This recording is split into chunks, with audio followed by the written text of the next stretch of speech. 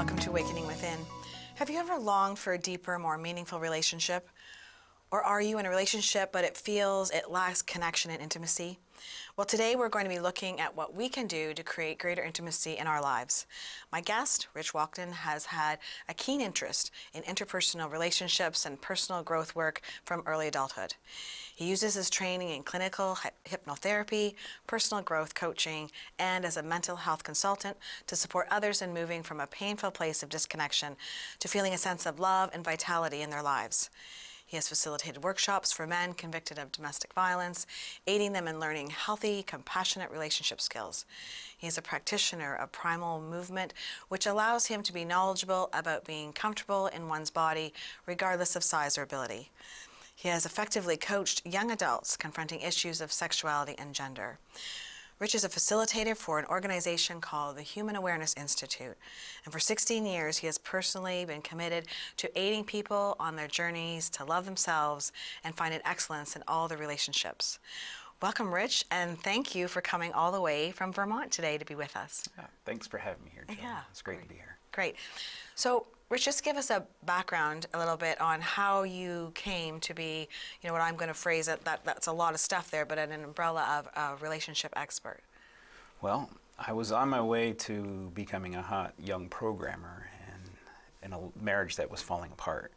And at that point, my life was devastated. And through a suggestion from someone who actually became my future wife, who became my wife, she brought me to this workshop with the Human Awareness Institute, and it just totally opened my mind to a whole new level of work. And I abandoned computers and went into really going deeper into oneself and discovering what we're able to do. Right. So what would you say, if we have a viewer out there who's feeling stuck, who is struggling, can relate to that, what was the key thing that happened for you that kind of got things turned around? Was there epiphany? Was there, information that was like, oh, I didn't realize till now? I would say it's listening to the quiet voice that's inside of you. When I was sitting there stuck, not knowing what to do, it was that quiet voice that told me, well, reach out to this person, and you like this kind of thing, so look into that. Basically, get out and do something other than sit there and cry, which is a good thing to do too, but when it's time to change, it's time to change. Right, and to take action. Yeah. So there was this wisdom within that were you, ignoring or not even aware of until to say take action or to go here or do this? Is that what I'm hearing you say? Yeah, well, I think I was a result of my cultural programming. Right. Living in Connecticut, the United States, I was just going along with what was going on in my community, not realizing that there were other things out there for me. I was craving human connection, and so when I went and started exploring different workshops and classes on just connecting with other human beings, just my world changed and expanded. Right, Yeah. right. So what would you say then is the key to, having a great relationship?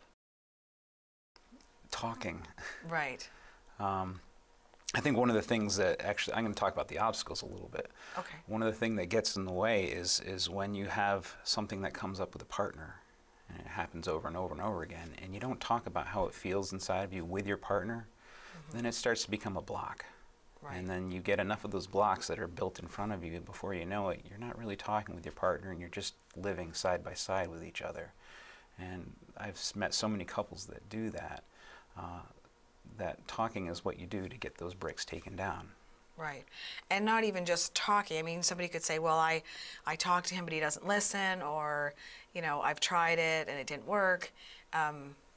It's specific communication skills, would you say? Absolutely. Right. I think both people, or all people in a relationship, need to come to the table with a curiosity about what the other person is thinking and feeling, with the desire to have your partner feel wanted and loved and understood. I mean, just feeling understood as a partner is a fantastic thing, as opposed to just being blown off. It's like, oh, you're always saying that. Just saying, wow, I didn't know you felt that way about this particular thing. Right. Having that curiosity there is key. Right, where we tend to come to the table with this is what the problem I have, rather than you're saying come to your partner with a sense of curiosity and genuine desire to hear them. Yeah. You know, and how often do we do that? Instead, we show up and go, this is the problem I have with you. You need to change. Right. And the other side of that is when someone comes to you with that, it's like, oh my God, I did something wrong again, and oh, I can't hear that. And it's a whole dynamic that keeps people from really connecting. Right. So what do you do then to help break the, I'm going to maybe call it the cultural routine of dysfunctional communication? You know, this whole like, you hurt my feelings, you need to change so I can be happy, you know, that kind of thing. How do people get past that and actually start communicating more effectively? Great question. The first thing you have to do is you have to know that when someone's sharing their feelings with you, something that's going on inside of them, that they're actually presenting you with a gift. They're telling you what's going on with them. And that's a real vulnerable place for someone. So if you accept it as that, that's so key. And the other side of that is anything that somebody comes to you with where something's bothering them or they're feeling sad about it, you don't need to take it on. It's not your personal thing to take on. It's just a good role to play is to be that listener. Mm-hmm. So if somebody comes to you with that thing, the most important thing to do is to check and make sure everyone's available to sit down and listen. Right.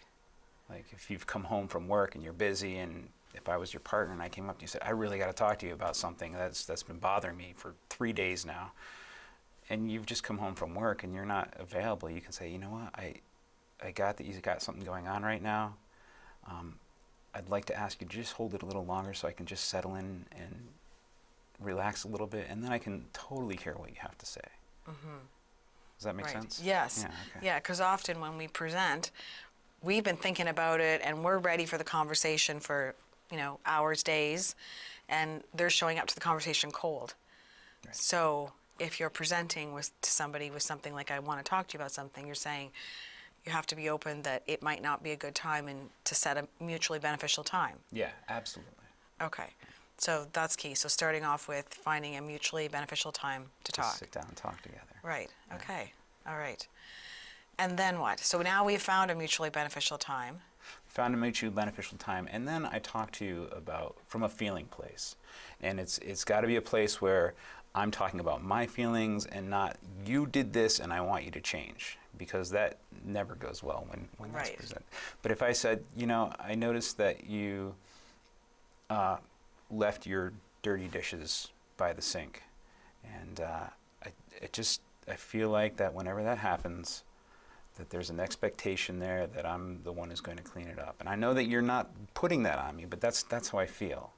And so I start to feel a little unloved, and it's really important to me that you know that I don't want to be that cleanup person. I just need you to hear that. Right. And so the only thing that you have to say after I say that is, wow, thanks for telling me. And thanks for telling me. We're going to go to a break, and when we come back, we're going to talk more about how to deal with those dirty dishes that your partner left behind.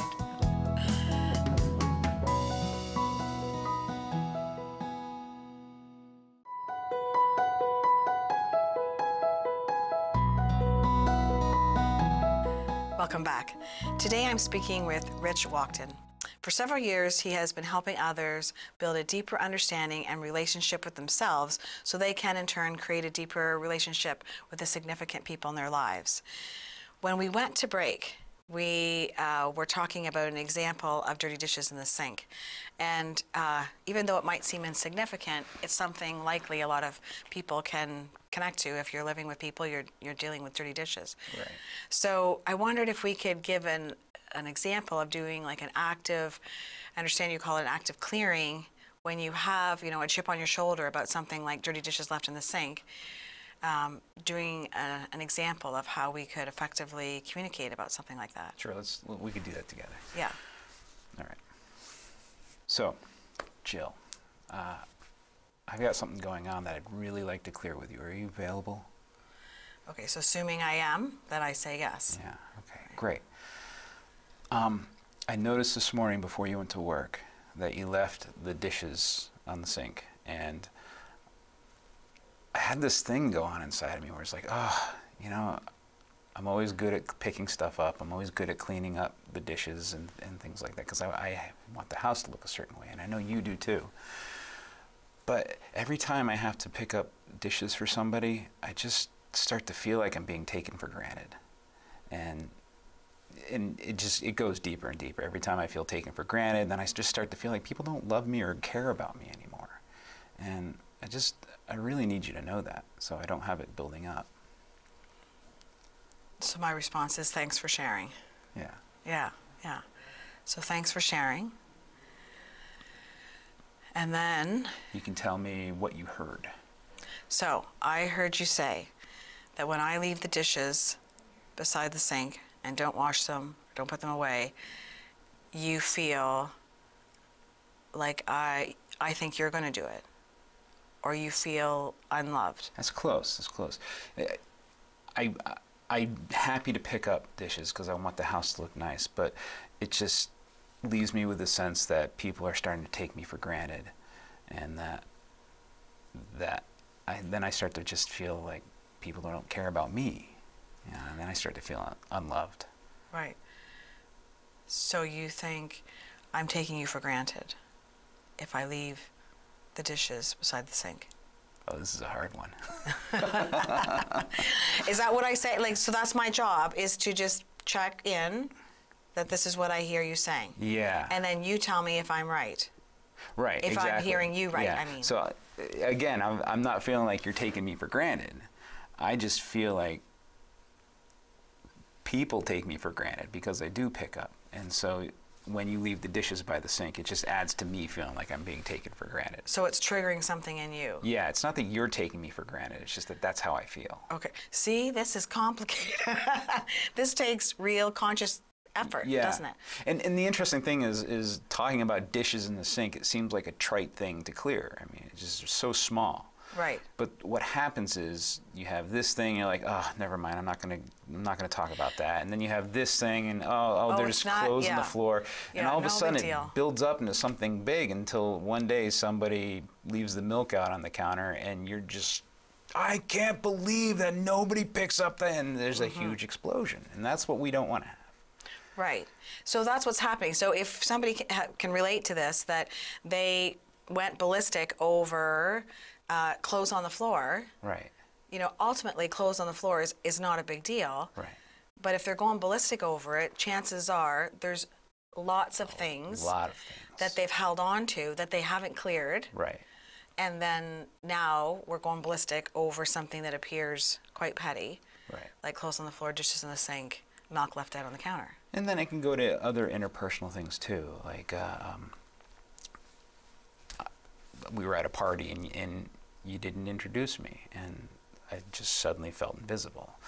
You know, again, it's not really about you not introducing me; it's about me feeling invisible. Right. So, there's all these little things that happen in a relationship, and we have a choice whether we want to address how it feels inside of us, or we want to just let it go and forget about it. And my experience is if you let all those little things go, it builds up into something significant. Before you know it, as I said, you're living parallel and not really interacting with each other. Right, right. So even using that example, you know, we're at a social gathering, and I didn't introduce you, and you're upset about that. So just, you know, again, I feel like I'm automatically feeling this sort of autopilot response that if you said that to me, then I would feel bad, you know, oh, I messed up. And so instead of feeling bad, I want to sort of throw that back at you. Yeah. And say like, well, this isn't me. This is like, can't believe, you know, you could introduce yourself. What do you need me for? You know, and attack back. Right. You know, so what's going on with me if I need to attack you back? Right. What is going on? Right. Yeah. So what if you took that feeling and you stopped yourself and you got curious and like, oh, wow, you had something go on when I didn't introduce you at the party. Tell me more about that. Get curious. That's huge. That is big. And so once somebody is able to explore that little thing that's inside of them, they might say, oh, you know, it is really hard for me to go to parties. I just feel so much anxiety before I even step in the door. And then we got to this point where I didn't even know these people's names, and you didn't introduce me to them, and it just, my anxiety went through the roof. And it's not about what you did, it's just, I'm really freaked out at parties. Right. And I don't want to be left alone. Right. You know, so all of a sudden something significant gets uncovered by you being curious. Right. So not only do I hear you then, but now I learned something about you. Yeah. Because it could be that all along I didn't know that you had a hard time in social gatherings. And there's the gift. Right. Yeah. Right. Wow. Wow. So you're saying if you're struggling with communication with your significant other, Mm-hmm. the couple things I've heard you say is that when you feel that like exploding kind of moment, either when presenting an issue or hearing it, as the receiver in my case, Yeah. is to be able to have the self-control to stop, to know like, okay, if you're about to explode, there's your signal to take a deep breath. Take a deep breath. That is key. Right? Yeah. Take a deep breath and stop. And the second thing is get curious. Yes, absolutely. Okay. Wow. That's great. Anything else to add to that? Like, so there's a formula that I like to go by, and we've loosely used it. But when you want to talk about these kinds of things, A, check for ability. B, okay, right. Talk about your feelings without blame, without attacking, without wanting the other person to change. Share your experience. Share your experience. Right. And as the listener, the C is just receive it. Say thank you. Acknowledge what they've said. Maybe repeat back to them what you heard, so you're really clear on where they're coming from. Right. And it's And just then, 3 steps. And get curious. Get curious. Good. Good. Well, we hope we have sparked your curiosity, so come back after our break. We'll continue talking about effective communication and intimacy.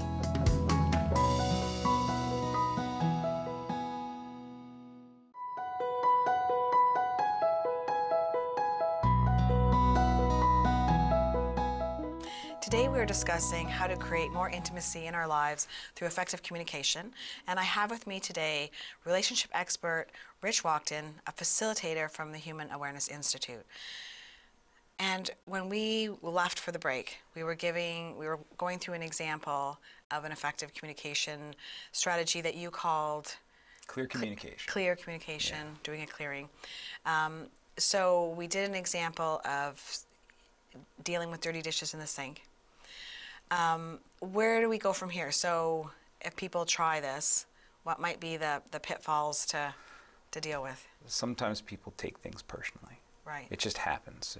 Even friends of mine who've really worked on this stuff, they have a moment where it's like, this is ridiculous. And they might have a moment where they have their own emotional reaction. And right. If, as a couple, you're coming to the table with this intent to just stay in love with each other and to bring curiosity, to learn more about each other, if a moment like that happens, there's an opportunity to take a breath and say, wow, okay, I brought my feelings to the table and I can put that on hold for a minute. I want to hear what's going on for you. You know, there's a way of not, because it can become like tennis, where it's like, oh yeah, well you left your underwear on the, you know, as you said earlier, and it goes back and forth where one person is just throwing something at the other. Right. So, but if one person does have an emotional reaction and you're in love with that person and you care about them and you notice this, you could just take a breath and say, okay, got it. I had my feelings. I'm going to just put them aside for now. We can come back to that later, but I really want to hear what's going on for you. Okay. And so then that person right. has an opportunity to speak what's going on for them, and you can hear that. It takes time. This is not something that we do in our rushed society today, where you go to McDonald's and you grab a Coke and you go on and whatever. Drive through This is real relationship stuff. We can't drive it through. We can't phone it in. We really need to sit down and spend that time with each other. So if your partner all of a sudden is alarmed by what you said, then there's value in listening to it and right. not keeping that argument going. So remembering that the point of this communication strategy is to coming back to love. Absolutely. Is to creating a deeper loving relationship. So in your attempt of sharing, if it's not creating that for you, then it's put on the brakes for a minute. And so if we even go back to your example, I mean, you were the giver of an issue and I was the receiver. Yeah. If I don't receive it well, your option then is to put a hold on what it is that you were trying to communicate. Yeah. Say, I'm going to put this on hold. And then you get curious about me. Absolutely. Yeah. Because I wasn't able to hear you, so what's going on with me that I couldn't hear you? Right, exactly. That's exactly it. Right. Wow. Yeah. So there's always an option. Like it's never sort of a dead end. This isn't going to work as in the sense of there's always something that one person can do to feel empowered. Right. Yeah. Absolutely. And if everybody is sitting down together so they can be closer and they can come back to love, then it always works. Right. You know, if that person who's having an emotional moment off of mine, if they still have that intention to come back to love, then they will. And then sometimes people are just significantly frightened or whatever's going on inside of them that they can't clear all that up. And that's a good time to call in a third party. Right. To mediate it. Absolutely. Because this would be a struggle for many couples to do on their own. Yes. You know, you need some help on getting, because this is skills, just like you need skills to program computers and you need skills to, teach, you need this is skills. It's a practice. Right. It's like one practices meditation or one practices a martial art or practices law or whatever. It's not something that we get perfect every time. Mm-hmm. So and it takes time. It does. It takes time. So going with that then, what would somebody, if a viewer's watching this and they're interested and I want to get better at that kind of thing, what could they do then to, get in touch with yourself or with a workshop near them? Well, we do offer workshops in the greater Toronto area, actually up north of Toronto. You can contact us at hai.org, hi.org. Right. And we have workshops about loving yourself, about just the nature of love in general. And we have a workshop series called the Love, Intimacy, Sexuality series, where you get to look at what love is to you and what intimacy is for you and what sexuality is for you. And these can be really rich topics to dig into so that you can learn more about yourself and what you want out of life. Right. So you can get these better quality relationships. And we do offer communication techniques in one of our workshops. Right. So that's an ongoing ingredient in your workshops. Absolutely. Is to do. And your workshops, I understand, are a weekend-long event. Yes. So is there other things that are a less of a time commitment or something that someone could just sort of dip their toe into? Sure. We have our Pathways to Intimacy workshop, which is a one-day workshop that usually happens around in this area as well. And then we also have our free mini workshops where you can just go and get a taste of what our workshops are. And it's over 3 hours. Right. And it's free. And it's free. Yeah. So you get an idea of what you'd be signing up for. That's absolutely correct, yeah. Right. That's great. So with a couple minutes remaining, what else would be helpful to leave the viewers with as far as if they're trying to create greater intimacy in their relationships? Come back to love. I mean, right. Love is a choice. We can fall out of love. We can have these moments where we're totally angry with our partner. Whatever. We just have these moments where we're knocked out of love. And the important thing is to commit to coming back to love. If that's what you want in your relationship, if everybody is in that relationship doing the same, trying to come back to love, then it works. Right, right. And what came up for me too when you said that is, a lot of times the block feels for me like I need to be right.